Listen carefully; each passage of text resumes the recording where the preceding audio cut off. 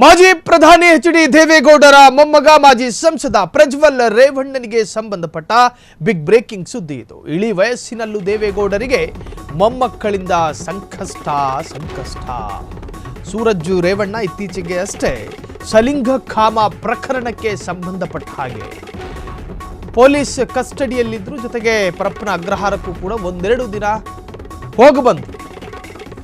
ಅದಾದ ನಂತರ ರೇವಣ್ಣ ಮಕ್ಕಳಿಬ್ಬರ ಮೇಲೆ ಸಾಲು ಆರೋಪಗಳು. ಮತ್ತೆ ಪ್ರಜ್ವಲ್ ರೇವಣ್ಣಗೆ ಕೋರ್ಟ್ನಿಂದ ಶಾಕ್ ಎದುರಾಗಿದೆ. ಕೆಆರ್ ನಗರ ಮಹಿಳೆ ದಾಖಲಿಸಿದ್ದ ದೂರಿನ ಕೇಸ್ ವಿಚಾರಣೆ. ಅತ್ಯಾಚಾರ ಪ್ರಕರಣದಿಂದ ಕೈ ಬಿಡಲು ಕೋರಿದ್ದಂತಹ ಅರ್ಜಿ ವಜಾ ಆಗಿದೆ.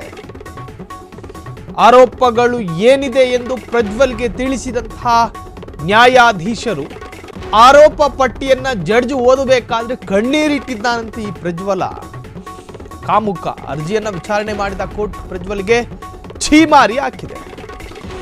ಎಚ್.ಡಿ. ದೇವೇಗೌಡರ ಮಗ ಎಚ್.ಡಿ. ಕುಮಾರಸ್ವಾಮಿ ಮಾಜಿ ಮುಖ್ಯಮಂತ್ರಿ ಮತ್ತು ಹಾಲಿ ಕೇಂದ್ರ ಸಚಿವ ಸರ್ಕಾರಿ ಗೋಮಾಳ ಜಾಗವನ್ನ ಒತ್ತುವರಿ ಮಾಡ್ಕೊಂಡಿದ್ದಾರೆ ಅನ್ನೋ ಆರೋಪ ಎದುರಿಸ್ತಾ ಇದ್ದಾರೆ. ಇನ್ನು ದೊಡ್ಡ ಮಗ, ಇದು ದೊಡ್ಡ ಮಗನ ಕಥೆ ಆದ್ರೆ ಇನ್ನು ಚಿಕ್ಕ ಮಗ ಎಚ್.ಡಿ. ರೇವಣ್ಣ ಕಿಡ್ನಾಪ್ ಪ್ರಕರಣದಲ್ಲಿ ಜಾಮೀನಿನ ಮೇಲೆ ಹೊರಗಿದ್ದಾರೆ. ಈಗ ಅಂತಿಮ ತೀರ್ಪು ಬಂದಿಲ್ಲ. ಎಚ್.ಡಿ. ರೇವಣ್ಣ ನಿರಪರಾಧಿ ಅಂತಾನೋ, ಎಚ್.ಡಿ. ರೇವಣ್ಣ ನಿರ್ದೋಷಿ ಅಂತಾನೋ ಇನ್ನು ನ್ಯಾಯಪೀಠ ತೀರ್ಪು ಕೊಟ್ಟಿಲ್ಲ. ಇನ್ನು ಆ ರೇವಣ್ಣರ ಧರ್ಮಪತ್ನಿ ಭವಾನಿ ರೇವಣ್ಣ, ಆಕೆಯ ಮೇಲೂ ಕಿಡ್ನಾಪ್ ಪ್ರಕರಣಕ್ಕೆ ಸಹಕರಿಸಿದ ಆರೋಪ ಇದೆ. ಅದಾಯಿತು, ಮಕ್ಕಳ ಕಥೆಯಾಯಿತು, ಸೊಸೆ ಕಥೆಯಾಯಿತು. ಇನ್ನು ಮೊಮ್ಮಕ್ಕಳ ಕತೆಗೆ ಬರೋಣ. ಮೊಮ್ಮಕ್ಕಳ ಪೈಕಿ ದೊಡ್ಡ ಮಗ ಸೂರಜ್ ರೇವಣ್ಣ ಪಂಸೆಟ್ಟಿ ಕರೆದಿದ್ದಂತೆ ಹುಡುಗನನ್ನ, ಕಿವಿ ಹತ್ರಕ್ಕೆ ನರಳಾಡ್ಕೊಂಡು ಗುಟ್ಟು ಹೇಳ್ತೀನಿ ಅಂತ ಕರೆದಿದ್ದಂತೆ. ಸಲಿಂಗ ಕಾಮ ಪ್ರಕರಣಕ್ಕೆ ಸಂಬಂಧಪಟ್ಟ ಹಾಗೆ ಸೂರಜ್ ರೇವಣ್ಣ ವಿರುದ್ಧವೂ ಪ್ರಕರಣ ದಾಖಲಾಯಿತು. ಇನ್ನು ಈ ಮುಠಾಳನ ಕತೆಗೆ ಬರೋದಾದ್ರೆ ಒಂದಲ್ಲ ಎರಡಲ್ಲ ಗದ್ದೆ ಮೇಯ್ದಿರೋದು. ಸಾವಿರಾರು ಹೆಣ್ಣು ಮಕ್ಕಳ ದೇಹದ ಜೊತೆ ಕಾಮದಾಟ ಆಡೋದಕ್ಕೆ ಹೋಗಿದ್ದ. ಕಾಮದಾಟವನ್ನ ತನ್ನ ಸ್ವಂತ ಮೊಬೈಲ್ನಲ್ಲಿ ಸಂಗ್ರಹಿಸಿ ಇಟ್ಟಿದ್ದ. ಪೆನ್ ಡ್ರೈವ್ ಪ್ರಕರಣ ಜಾಗತಿಕವಾಗಿ ಸುದ್ದಿಯಾಯಿತು. ಗ್ಲೋಬಲಿ ನ್ಯೂಸ್ ಇದು. 2,000ಕ್ಕೂ ಹೆಚ್ಚು ಹೆಣ್ಣು ಮಕ್ಕಳ ಭವಿಷ್ಯದ ಮೇಲೆ ಈತ ಆಡಿದ ಆಟ ಇತ್ತಲ್ಲ, ನಿಜಕ್ಕೂ ಕೂಡ ಶಾಕಿಂಗ್ ಆಗಿತ್ತು ಇಡೀ ಜಗತ್ತಿಗೆ.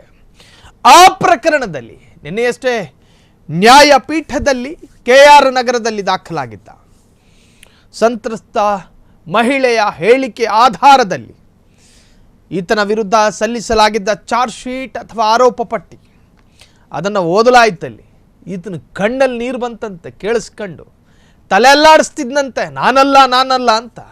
ಪುಣ್ಯಾತ್ಮ ನೀನೇ ಕಣಯ್ಯ ವಿಡಿಯೋದಲ್ಲಿರೋದು ಅಂತಲ್ಲಿ.